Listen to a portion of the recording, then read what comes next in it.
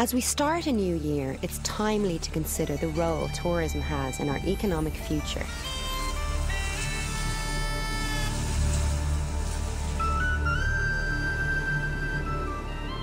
Tourism is said to be worth over €5 billion to the Irish economy and employs over 150,000 people, mostly in remote regions where industries will never reach. Yet the question is, how can we offer a unique experience to the world without exploiting or damaging our environment? I'm hoping to find some answers to that during my visit here to the Loop Head Peninsula in County Clare.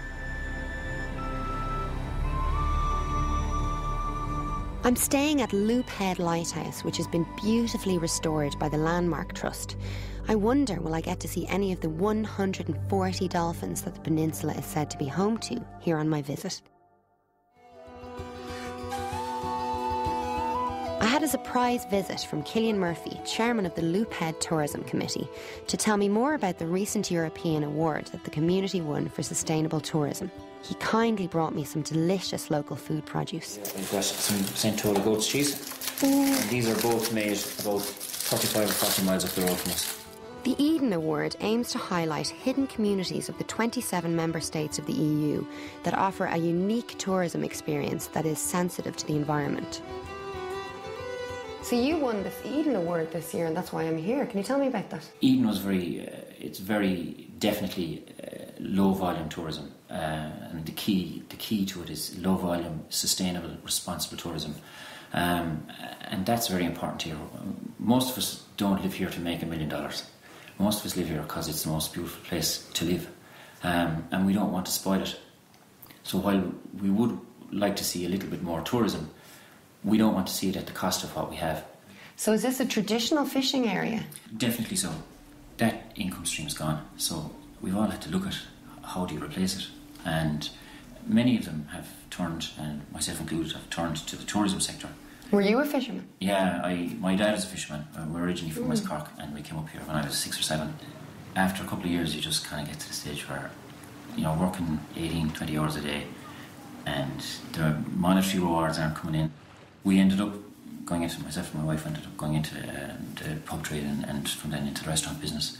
So there still is a fishing industry here, and we can go from the restaurant and I can buy fish every day for the restaurant. There are many other businesses here on the peninsula that have grown from guys who were fishing and decided that they just couldn't, the fishing couldn't sustain them. So we've got Dolphin Watch Carrigaholt, Jeff McGee, ex-fishing skipper, Fish and Stay, Luke Aston, ex-fishing skipper. And they're using their skills and their knowledge of the waters here to provide very niche tourist products. We need to go after the people who are into their geology, into their bird watching, into their walking, cycling, their low impact. Those people have a sense of the environment purely because of their interest. So they're not going to come here and trash it. They're going to come here and respect it.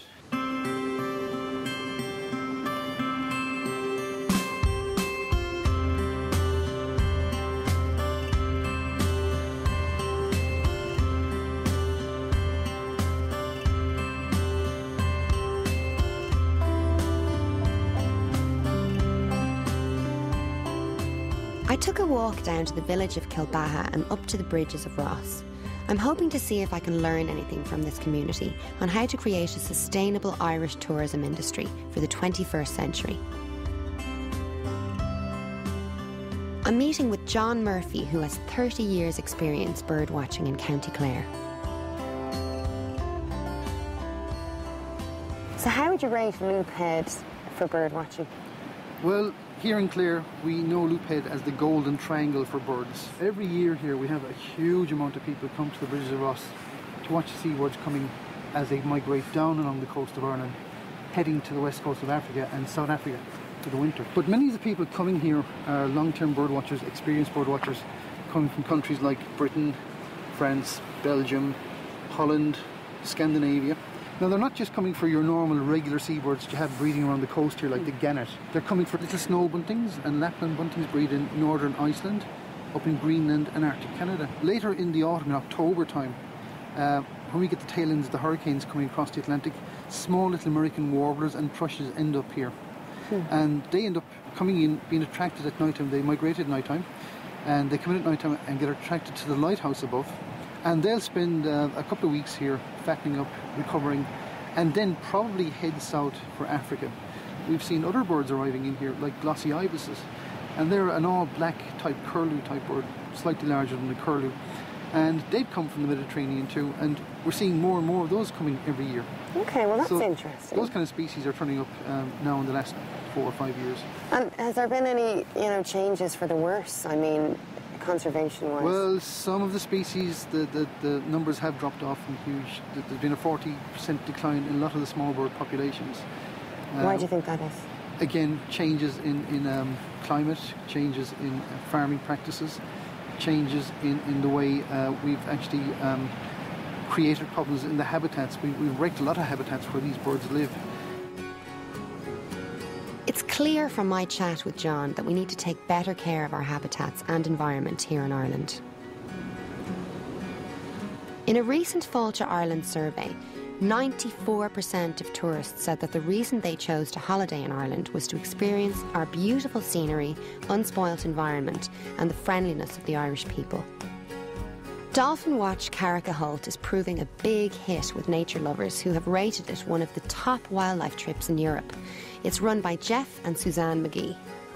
To the left of the gun battery, the remains of a 6th century church, Carritown or St. Credan, who lends his name to this headland. So these are the cliffs of Kilbaha, halfway between Carrigaholt and Loop Head. Perfect example of the type of sedimentary rock that lies under most of County Clare.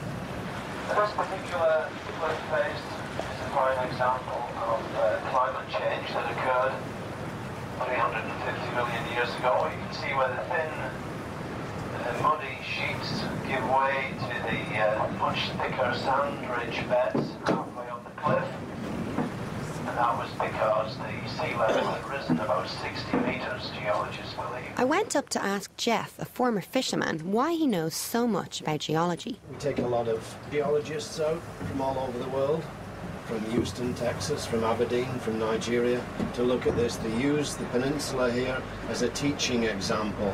I wouldn't attempt to understand as much as they do, but basically these rocks speak for themselves.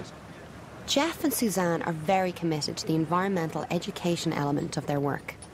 It's about turning people onto the marine environment and making a living at it. And it's an honest living. We feel good at the end of the day, usually, that we've made people a little bit wiser about the marine environment. The dolphins are like an ambassador, and then you can use that to educate people or help them see the damage that we're doing, like the amount of plastics in the water. 90% of seabirds in the northeast Atlantic have some plastic in them. Jeff's experience as a fisherman is clear as he pulled up right on cue to a pod of the most amazing dolphins. There's some socialising going on here. Oh, no. Oh, and over there, there's loads of people. Oh! Oh, my God! Over here where we see more dolphins than there. Oh, wow! Oh, wow. God, we are so lucky.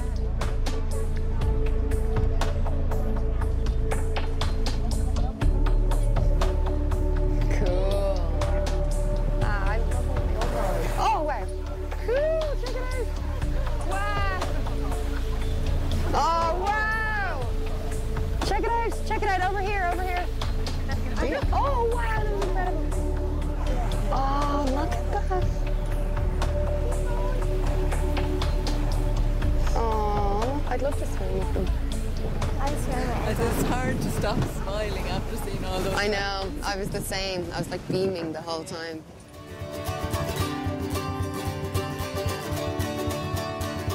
Another reason for the local community winning the Sustainable Tourism Award was their revival of traditional Shannon Curragh building in County Clare. How are you, Paddy? Hiya, Tania. Tania, we'll do a better job and get you to see it. We'll get you out for a pull. Oh, cool. I'd love that. Ah. Yeah, this is one of the West Clare Curragh club boats. There were 9 built. So basically what it's done is we've been built through the club with a leader grant, and it basically brought Curraghs into all the different villages. And there's Curragh clubs now set up throughout the county. One of the key strengths, I think, for the Eden was that A, it pulled us all together, and B, it's made us very aware of what we have. And there's a whole lot of people out there that live in places that are not quite. The last thing we would like to see here is 3 acres of asphalt, 25 tour buses. You know, the wildlife, the bird watching here, it's just stunning. All of that just goes when you get a mass tourism product in here. Past experience in Ireland has shown us that tourism has often been very important to the Irish economy when we hit the ropes. I'm inspired by how this Loop Head Peninsula community from Kilkee to Kilbaha are working to protect and preserve what is best about their unique landscape and environment. In our next episode of EcoEye, we'll explore biodiversity and its meanings. Why are thriving ecosystems central to a global economy? And what essential services do ecosystems provide to our everyday lives?